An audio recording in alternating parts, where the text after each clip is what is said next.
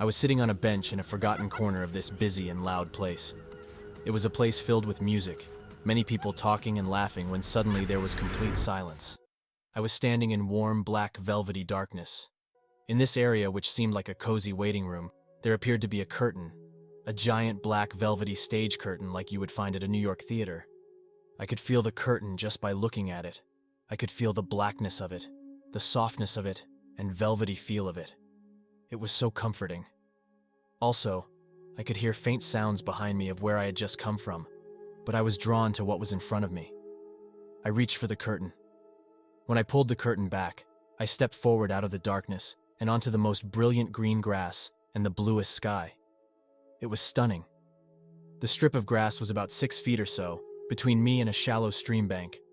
The plush grass trailed left and right along the stream bank and seemed to go on for miles. I looked at the water gently running with itself, creating subtle bumps as it moved along. The water was beautiful, and the grass met the water so perfectly. It was like a perfectly trimmed and landscaped yard. The stream width seemed only about 20 feet across, and seemed to dip a bit in the middle, so I knew it wasn't terribly deep. I was drawn to look at the other side of the stream bank. I perceived several vague forms across the stream, and more intensely, I could feel them. I could feel the amazing energy coming from those forms and where they stood. I was taking this all in. I knew where I had come from before being in this place, but I knew that was not where I was now. I was a bit confused, but I just felt that it didn't matter. The only thing that mattered was that moment, and I kept being drawn to that place across the stream. I stepped forward and made my way to the bank closest to me. It was logical to me. If I step in and keep moving about 20 feet, I'll be on the other side of the stream bank where those people were, and where that energy was stunning. Though I was not sure who was over there, I was certain they were people. What else could they be? I live in a world of people. I dropped my left foot into the water of the stream, and the water just covered the top of my foot. It was cool and refreshing water, and it danced around my foot as it moved along with itself. I proceeded to drop my right foot into the stream as well, and stood there just a few inches into the stream. The water enveloped both feet, and now it danced around both my feet as I was now completely in the stream. In this action of moving about 6 or 7 feet from where I had pulled back the velvety curtain, I could discern more, that indeed there were people across the stream on the other bank, and I wanted to be there. It was then that I heard for the first time. Up until then, there were no real sounds that captured my attention, but that was about to change. My thought of wanting to be on the other side was abruptly disrupted by a sound that came from everywhere and nowhere in particular. It just was. It also was not a sound that I heard with my ears, but a sound that I felt in my being. It spoke to me without audible words, and when I became aware of it, I intrinsically knew that there was no denying anything to it.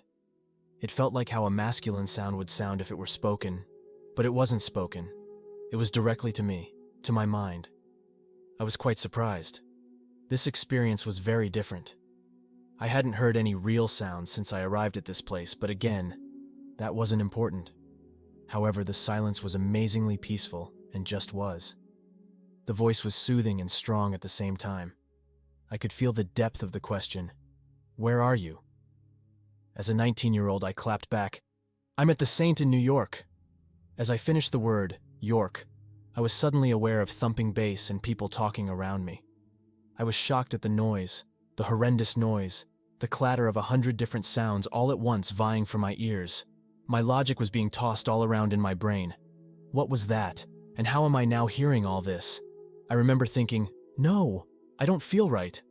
As quickly as my thought formed, I was back at the stream, hearing the sounds of bass and chaos trailing off, now replaced with the beautiful silence.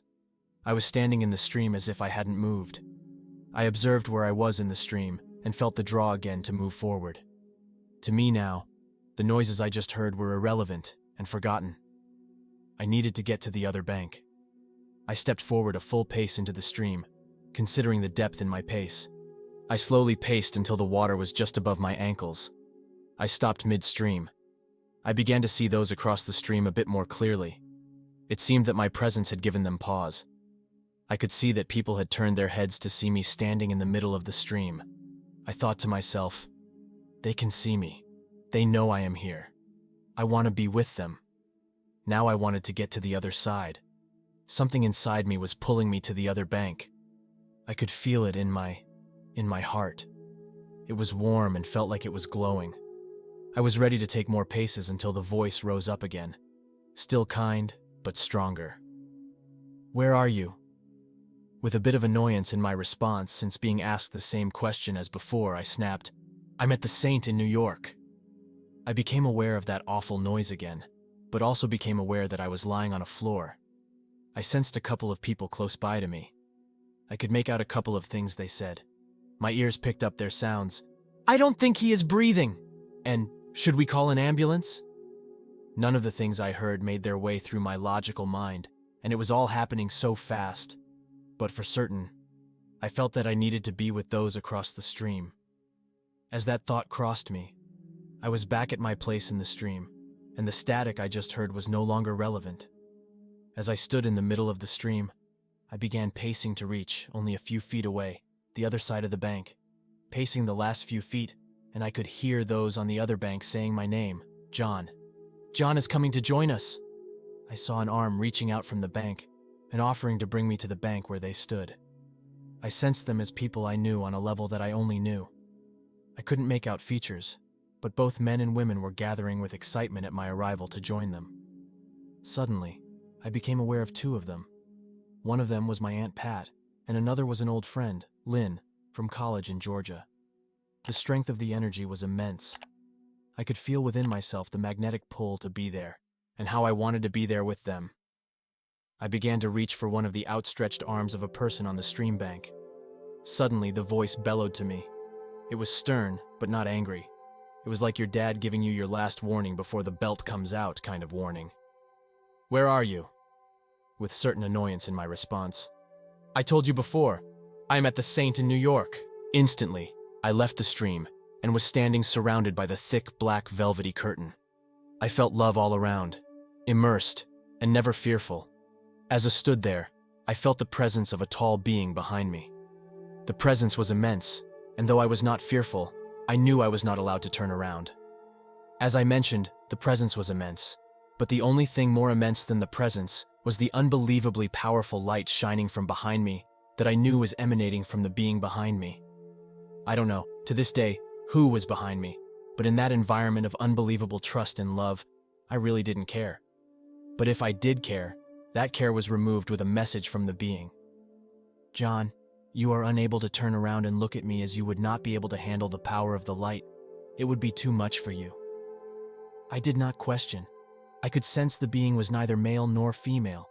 It told me telepathically, "I have some things you need to see and understand." The being raised its left arm over my left shoulder, revealing its arm from the elbow down. It wasn't terribly important at the time, but I was aware of it. There was a large sleeve that ended just a few inches from the wrist. The arm was slender, and the hand appeared to have slender fingers. In an instant, a vision appeared, and an entire movie-type set appeared out of nothing. The set included people, props, and an entire scenario out of the air. The being raised its index finger and said to me, "You need to be aware of this." It did not tell me what I was seeing, but rather allowed me to observe the play as it created its point. I recognized the main character in the scene before me, because it was me. I was with people I knew, people I trusted. It was a high school setting, and as I faced the people I knew, it was great. These were my friends, and we were laughing, telling jokes, kidding around. It was an everyday scene of any day. However, when I turned my back to walk away, it became jarring. Instantly, my friends suddenly began saying horrible and hurtful things about me, gossiping, saying rumors. He should die.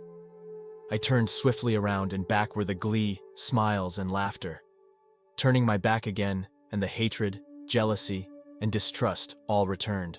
It was terrible had I not had the emanating presence of great love behind me. I don't know how I would have reacted to what I was experiencing, and with that, I understood that they were lessons to be observed and acutely aware regarding human nature, and how to be on guard against our nature of humanity to be aware, and in order to transform these visions.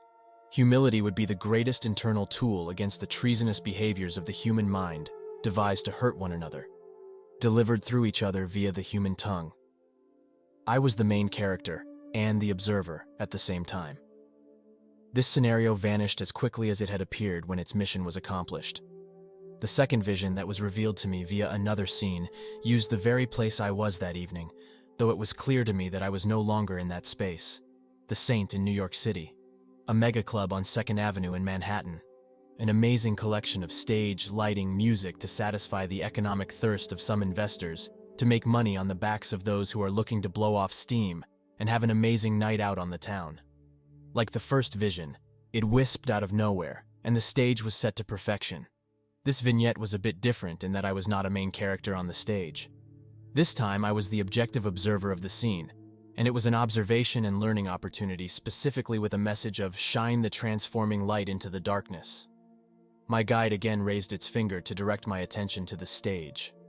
Suddenly, the massive dance floor was before us, pulsing with thousands of lights, creating an alluring sight combined with powerful bass and treble-blaring speakers pounding out music, entrancing the crowd to dance to a rhythm of a universal beat, like a hammer rhythm with each player dancing in their own space and world.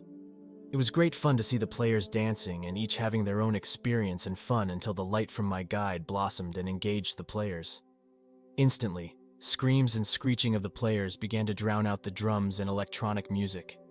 The fears of the players were seen in their eyes, and they dodged the light shining deep into their being as best they could muster.